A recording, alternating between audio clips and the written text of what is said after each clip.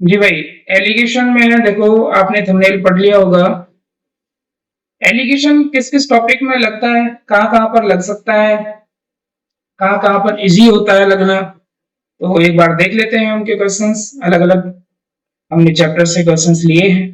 तो पहला जो क्वेश्चन हमने लिया है वो लिया है पॉपुलेशन से। तो आपके सामने क्वेश्चन है। क्वेश्चन क्या है देखिएगा, समझिए क्वेश्चन को ध्यान से। The population of A city is 6000। किसी शहर की जो जनसंख्या है वो 6000 है। If number of males increase by 13%, अगर मेल जो है मेल इंक्रीज हो जाते हैं, कितने इंक्रीज होते हैं, 13% इंक्रीज होते हैं। But the number of female increase by 18%, लेकिन फीमेल 18% इंक्रीज हो जाती है। Total population becomes 6900। तो टोटल पॉपुलेशन है वो कितनी हो जाती है, 6900 हो जाती है एक साल के अंदर। एक साल के अंदर कितनी हो जाती है, 6900 हो जाती है। तो find the number of male and female. तो मेल कितने थे और फीमेल कितने थे स्टार्टिंग में। तो देखिए क्या हुआ कि भाई 6000 जनसंख्या थी, 6000 जनसंख्या थी। अब 6000 से बढ़ के जनसंख्या कितनी हो गई, जनसंख्या 6000 से बढ़ के होगी 6900। 6900, 6000 से बढ़ के जनसंख्या कितनी होगी, 6900 जनसंख्या हो गई। इतना सा क्वेश्चन है। अब जो ये 6000 जनसंख्या है इसमें देखो मेल है, मेल भी है और फीमेल भी है, दोनों ही है, मेल भी और फीमेल भी। अब क्वेश्चन में आपसे इतना कहा गया है कि जब मेल है, मेल 13% इंक्रीज हुए हैं, 13% मेल इंक्रीज हुए हैं, 13%, ठीक है। और 18% फीमेल इंक्रीज हुई हैं, 18% फीमेल इंक्रीज हुई हैं। तो जो इंक्रीज जो होगा, जैसे मेल इंक्रीज हुए हैं तो उसके लिए आप प्लस लगाओगे, और कभी डिक्रीज होगा कोई तो उसके लिए आप माइनस लगाओगे। देखो मेल 13% इंक्रीज हुए हैं, फीमेल 18% इंक्रीज हुई हैं। इन क्वेश्चंस को करने के तरीके और भी हैं, लेकिन अभी हम एलिगेशन से ही इन क्वेश्चंस को आपको करके बताएंगे कि एलिगेशन से कैसे हो सकता है, ठीक है, क्योंकि हम एलिगेशन पढ़ रहे हैं। ये क्वेश्चन हम प्रॉफिट और लॉस में परसेंटेज में भी हमने किया है, तो वहां आप देख सकते हो, लेकिन यहाँ सिर्फ हम एलिगेशन से ही करके दिखाएंगे। तो देखिएगा 6000 से 6900 शहर की जनसंख्या हो गई। अब मेल बढ़े हैं 13% और फीमेल बढ़ी है 18%। कुल जनसंख्या कितनी बढ़ी है, कुल जनसंख्या 900 बढ़ी है। कुल जनसंख्या कितनी बढ़ी है, 900 बढ़ी है। ये कंसेप्ट प्रॉफिट और लॉस में भी लगता है। कुल जनसंख्या कितनी बढ़ी है, 900 बढ़ी है। तो कुल कितना परसेंट बढ़ी है, कुल कितना परसेंट, ओवरऑल कितना परसेंट बढ़ी है। भैया ओवरऑल तो 900 बढ़े हैं ना, कितने पर, 6000 पर, और गुना में 100।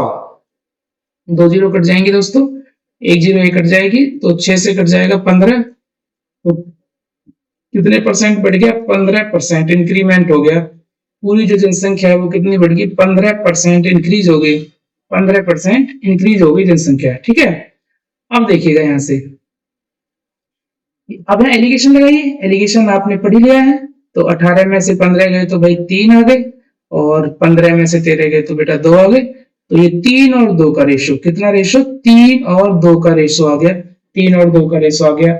अच्छा अब ये जो रेशो है ये किसका है, इस 6000 का। 6000 में जो मेल और फीमेल है वो 3 और 2 के अनुपात में है। 6000 में जो मेल और फीमेल है वो कितने हैं, 3 और 2 के अनुपात में है। तो 3 और 2 5, 5 बराबर 6000। 5 बराबर जैसे ही 6000 होगा तो एक की वैल्यू क्या होगी, 1200। एक की वैल्यू 1200 होगी। भाई 1200 की गुना आप यहाँ कर दीजिए, 12 या 36, 3600 मेल थे स्टार्टिंग में, और यहाँ आप गुना कर दीजिए 1200 की, ठीक है। 2400, 2400 फीमेल थी। तो 3600 मेल और 2400 female. Option A, option A is correct. पहले मेल का देखना है फिर फीमेल का देखना है, ठीक है। ऑप्शन बी को मत करके आ जाना, ऑप्शन ए को ही आपको करना है। समझ में आ गया होगा क्वेश्चन। आप एक बार और देख सकते हैं, कोई अगर प्रॉब्लम आती है तो आप कमेंट बॉक्स में देख सकते हैं, उसका सॉल्यूशन आपको दोबारा मिल जाएगा, ठीक है। दोबारा आप वीडियो को देख सकते हो।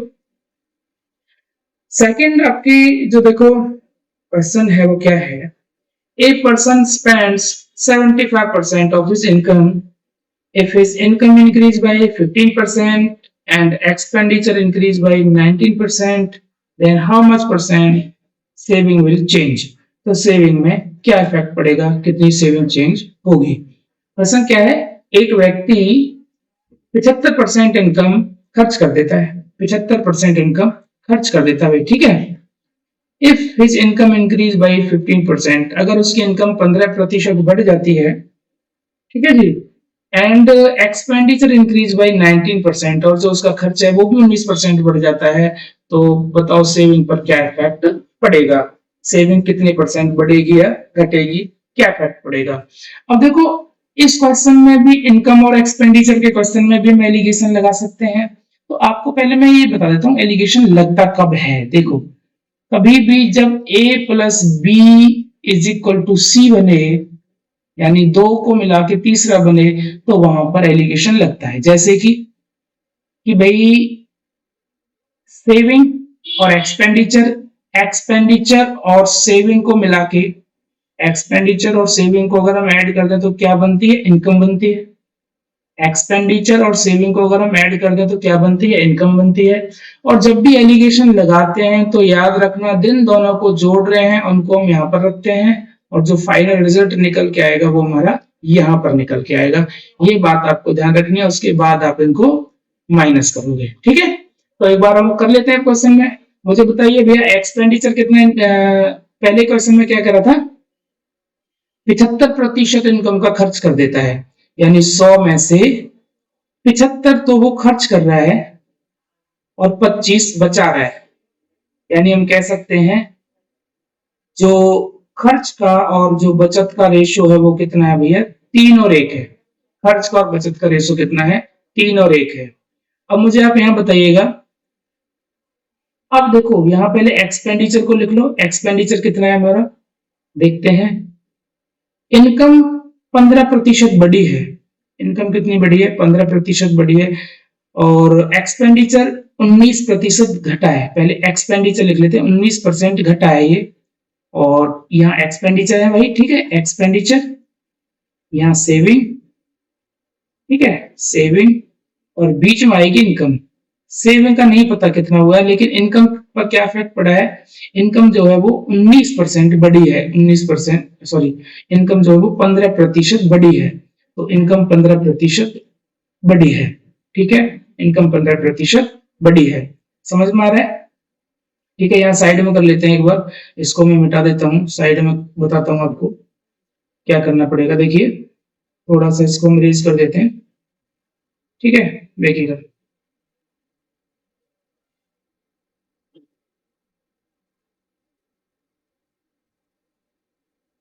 यहाँ करते हैं इन सब रिजल्ट को जो हमने यहाँ पर लिखे हुए हैं, ये इन सबको हम यहाँ से हटा के, ठीक है, यहाँ से हटा के और यहाँ लिख देते हैं इधर।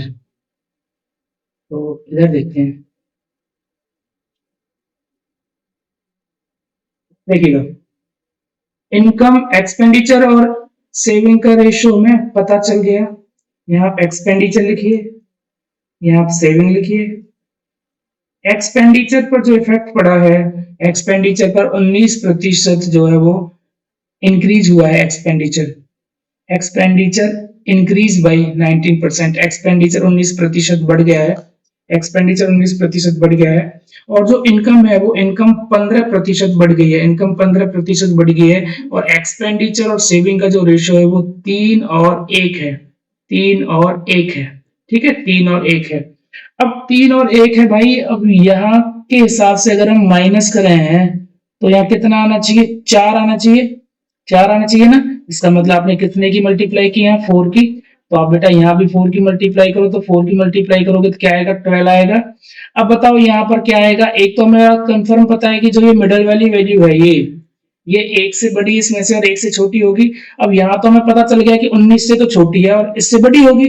अब इससे अगर ये बड़ी होगी तो मुझे बताओ यहाँ पर क्या हम लिखें कि इसका और इसका डिफरेंस जो है 12 आ जाए, तो 3 लिखना पड़ेगा, यहाँ 3, 3 पॉजिटिव लिखना पड़ेगा, नेगेटिव पॉजिटिव लिखना पड़ेगा, पॉजिटिव लिखना पड़ेगा। इसका मतलब जो सेविंग है वो सेविंग कितनी बढ़ गई है, +3 आया ना, 3% इंक्रीज हो गई है, 3% बढ़ गई है, 3% इंक्रीज हो गई है, 3% बढ़ गई भाई ये, ठीक है।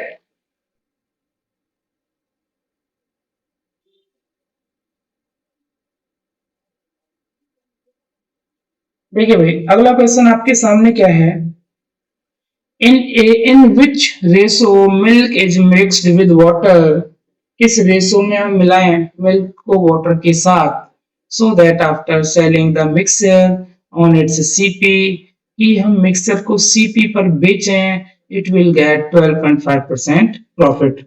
तो भी उसे कितने का फायदा हो, 12.5% का फायदा हो। बताओ दूध में पानी किस अनुपात में मिलाया जाए कि उसको हम मिक्सचर को दूध पे CP पर ही बेचे हैं तो 12.5% का फायदा हो हमें। ठीक है, किस अनुपात में मिलाएं, तो भाई ध्यान से समझिएगा। यहाँ बेटा पहले लिख लेते हैं मिल्क और यहाँ लिख लेते हैं वाटर। ठीक है, मिल्क की कीमत मान लो 100 रुपए पर लीटर है और वाटर की कीमत 0, तो जो भी मिक्सचर बनेगा उसका एसपी कितना है, मिक्सचर का जो एसपी है, मिक्सचर का एसपी 100 रुपए है, मिक्सचर का सीपी आपको निकालना है। समझ गए क्वेश्चन को कि भाई मिल्क की कीमत 100 रुपए पर लीटर है और वाटर की कीमत 0 रुपए पर लीटर है। जब आपने इन दोनों को मिलाया तो जो मिक्सचर बनेगा हमारा, उस मिक्सचर को 100 रुपए पर लीटर में बेचा। मिक्सचर को किसने में बेचा, 100 रुपए पर लीटर में बेचा। जैसे ही मिक्सचर को 100 रुपए पर लीटर में बेचेंगे तो कितने का फायदा हुआ, 12.5% का फायदा हुआ, 12.5% का फायदा हुआ। तो ये बताइए कि आपने दूध को पानी में या पानी को दूध में किस रेशो में मिलाया था, मतलब मिल्क और वाटर का रेशो आपको बताना है। तो मुझे बताइए प्रॉफिट कितना है, प्रॉफिट है 12.5%। प्रॉफिट कितना है, 12.5%। तो एसपी कितना हो जाएगा, 112.5। भाई 100 अगर हम सीपी मानते हैं, 12.5 और ऐड कर दो उसमें तो 112.5। ये एसपी कितना है, एसपी 100 रुपए है, यानी 112.5% की वैल्यू 100 रुपए है। तो हमें भाई सीपी निकालना है, तो सीपी क्या होता है, 100%। तो 100% की वैल्यू कैसे होगी, 100 बटे में 112.5 गुना में 100, और इस पॉइंट को जब आप यहाँ से हटाओगे तो 1 10 और आ जाएगा, यहाँ पर 25 से काट दो, 25 चौका 100, 25 पंजे 125 और 25 चौका 100 बेटा ये आ गया। 5 से काट दो, 5 9 45, 5 दूनी 10, यानी जो सीपी आया हमारा, सीपी आया 4 दूनी 8, 800 बटे में 9। सीपी कितना आया, 800 बटे में 9। सीपी आ गया 800 बटे में 9। ठीक है, आपको बताया था कि कभी भी यहाँ पर बटे में कोई वैल्यू आ जाए तो एलसीएम लेके मल्टीप्लाई कर दीजिए।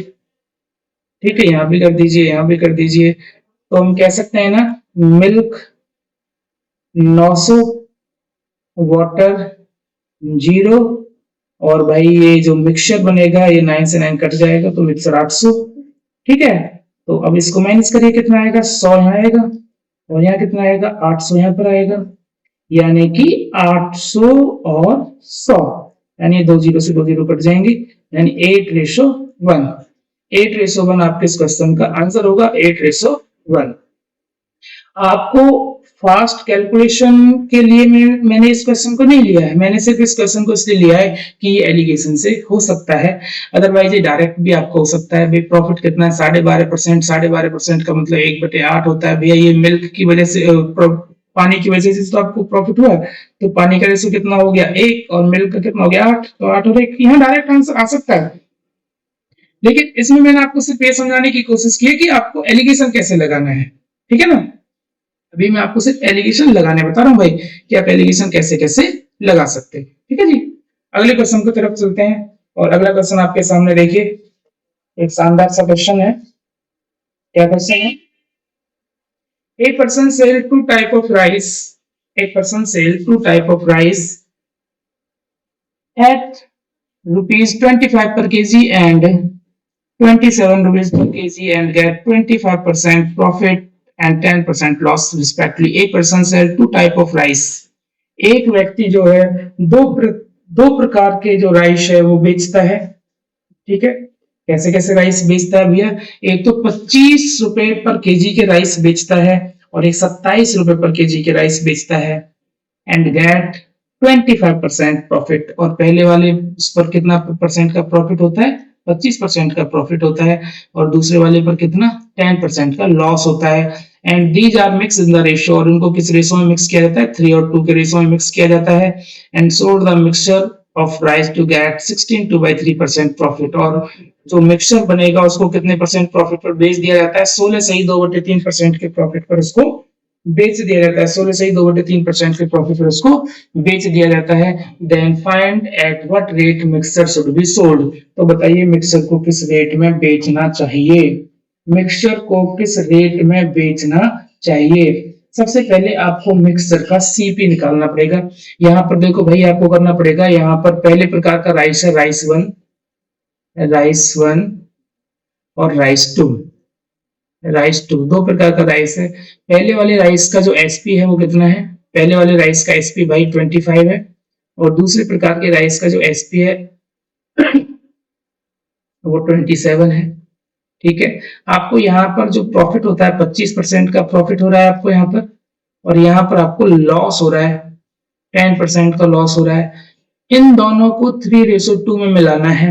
भाई पहले तो हमें इन दोनों का सीपी निकालना पड़ेगा, पहले तो हमें इन दोनों का सीपी निकालना पड़ेगा, बाद में करेंगे। सीपी कैसे निकालेंगे भाई, 25 रुपए में आप किसी सामान को बेच रहे हो और 25% का प्रॉफिट आप कमा रहे हो, 25% का प्रॉफिट भी आप कमा रहे हो, तो इसका मतलब वो सामान आपको कितने का पड़ा था, यानी सीपी क्या था।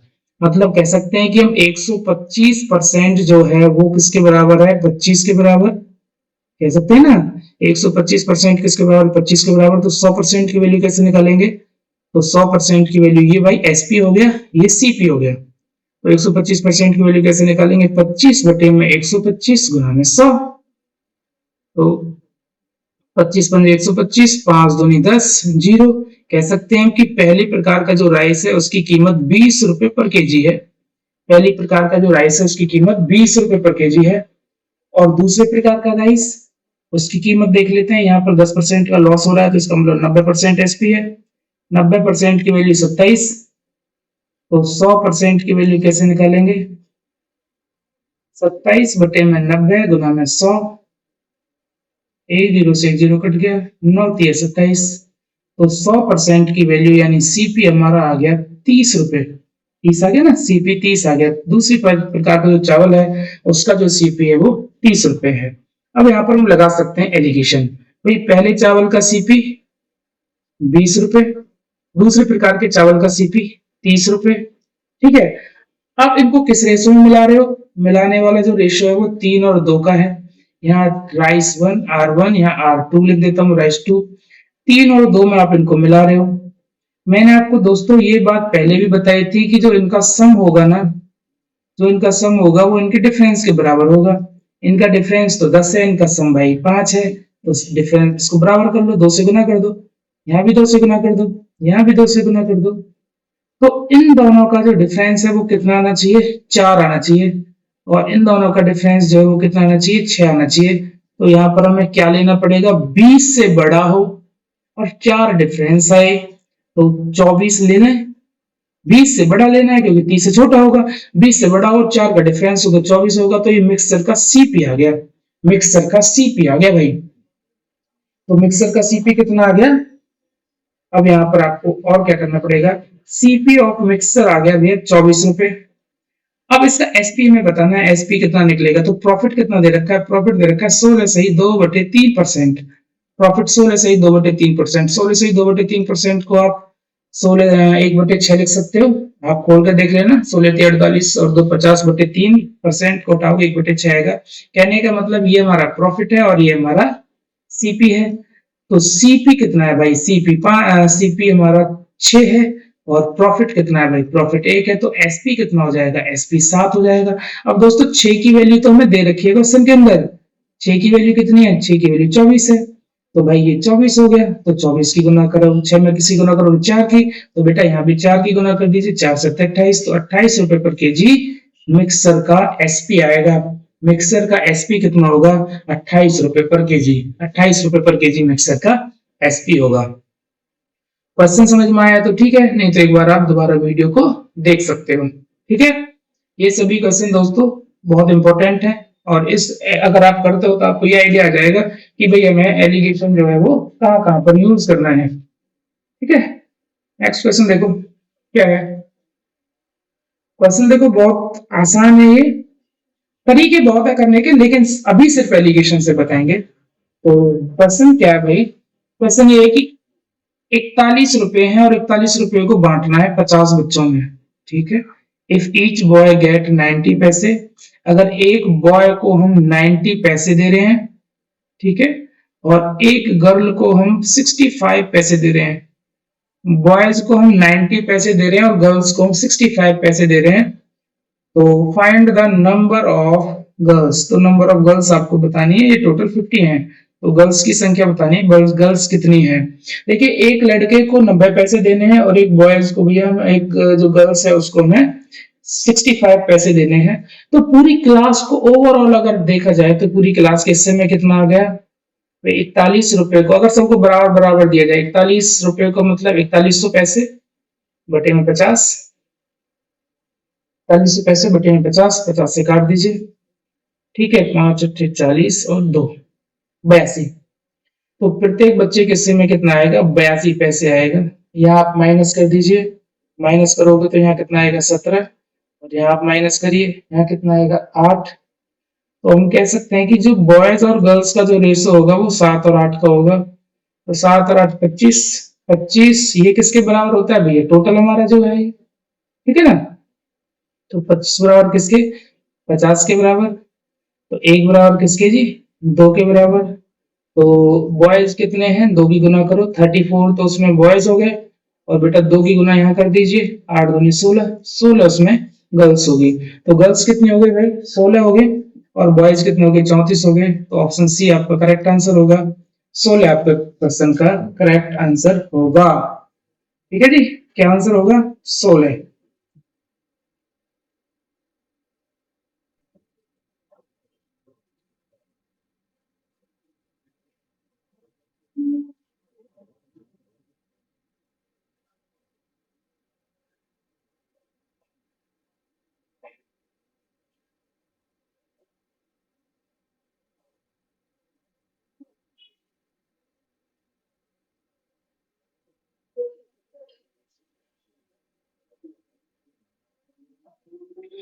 देखिए जी आगे क्वेश्चन क्या है, क्वेश्चन को आप ढंग से पढ़िए और ये समझने की कोशिश करिए कि क्वेश्चन कौन से चैप्टर में से है। आप देख पा रहे हैं, a person cover 150 kilometre in 10 hour, एक व्यक्ति 150 किलोमीटर की दूरी 10 घंटे में तय कर लेता है।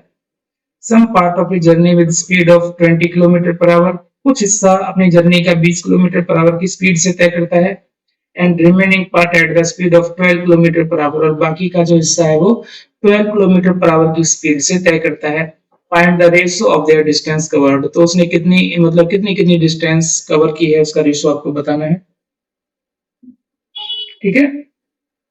एलिगेशन अगर हम इसमें लगाएंगे ना, टाइम स्पीड और डिस्टेंस में अगर एलिगेशन लगाएंगे तो क्या रेशियो आप निकालोगे।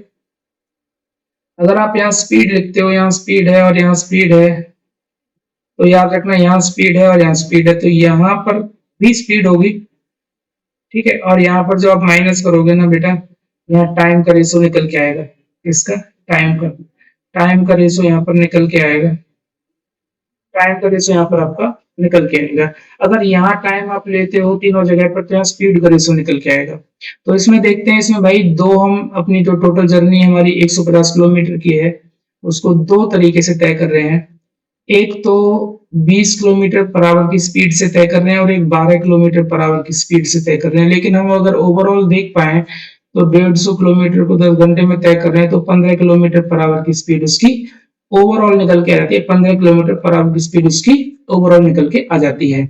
यहाँ पर आप माइनस करिए, माइनस करके बताओ कितना आएगा, 5 और 3, मतलब उनके जो टाइम का रेशियो है वो कितना आ गया, 3 और 5 आ गया। टाइम का रेशियो कितना आ गया, 3 और 5। बेटा दोनों की डिस्टेंस का रेशियो बताना है, डिस्टेंस, पहली वाली डिस्टेंस और दूसरी वाली डिस्टेंस जो अलग अलग तय कर रहे हैं ना वो, तो उसकी डिस्टेंस का रेशियो आपको बताना है। तो डिस्टेंस का फॉर्मूला क्या होता है, स्पीड मल्टीप्लाई टाइम, यहाँ स्पीड है ये टाइम है, तो स्पीड मल्टीप्लाई है। क्वेश्चन को आप ढंग से पढ़िए, समझने की कोशिश करिए। स्पीड मल्टीप्लाई टाइम से चैप्टर में से है, 12 मल्टीप्लाई 5 देख पा रहे हैं, 1% 150 किलोमीटर इन 10 आवर, हम कह सकते हैं 1 और 150 किलोमीटर की दूरी 10 घंटे में तय कर लेता है। मतलब जो डिस्टेंस को कवर करेंगे, डिस्टेंस में कवर करेंगे अलग अलग स्पीड से, अपनी जर्नी का 20 किलोमीटर पर आवर की स्पीड से तय करता है करेंगे। And remaining part at the speed of 12 kilometre per our, और बाकी का जो हिस्सा है वो एलिगेशन पर आवर की कहाँ पर स्पीड से लगेगा तय करता है। आपने अगर find the class ratio of देखी द है डिस्टेंस तो कवर्ड, आपको तो उसने पता कितनी चल गया होगा कि कितनी एलिगेशन हम डिस्टेंस कहाँ पर कवर लगा की है, सकते उसका हैं, रेशियो आपको कहाँ बताना है। कहाँ पर हेल्पफुल रहेगा। अब आप ठीक है, अब और ज्यादा कैसे सीख पाओगे भाई? एलिगेशन अगर हम इसमें प्रॉब्लम्स लगाएंगे आपके टाइम सामने स्पीड आती और है वहां डिस्टेंस, लगा अगर के देखिएगा, एलिगेशन लगाएंगे तो क्या ठीक है? रेशियो आप तो इस निकालोगे। तरीके से प्रैक्टिस करते रहिए, क्योंकि बगैर अगर प्रैक्टिस आप के यहाँ तो कुछ नहीं स्पीड है। लिखते हो, यहाँ प्रैक्टिस स्पीड है और करोगे यहाँ तो स्पीड आप है, पर सारी चीजें आ जाएंगी, तो याद धीरे रखना धीरे यहाँ लगाने, स्पीड है और लेकिन यहाँ आएंगी स्पीड है, तो प्रैक्टिस से। यहाँ पर ठीक भी है? स्पीड मैथ होगी। में कोई जादू नहीं होता भाई, ठीक है, मैथ और में यहाँ प्रैक्टिस पर जो होती आप है, माइनस तो करोगे ना आप बेटा, करते यहाँ रहिए। टाइम का ठीक रेशियो है, निकल के अब आएगा। मिलते हैं अपने इसका अगले टाइम का टॉपिक के साथ। टाइम का रेशियो तो यहाँ तब पर तक के लिए निकल अपना के ध्यान आएगा। रखिए, अपनी पढ़ाई पर अपना टाइम का ध्यान रेशियो देते यहाँ पर रहिए। आपका ओके, निकल के आएगा। Thank you. अगर यहाँ टाइम आप लेते हो तीनों जगह पर, तो यहाँ स्पीड का रेशियो निकल के आएगा। तो इसमें देखते हैं, इसमें भाई दो हम अपनी जो टोटल जर्नी हमारी 150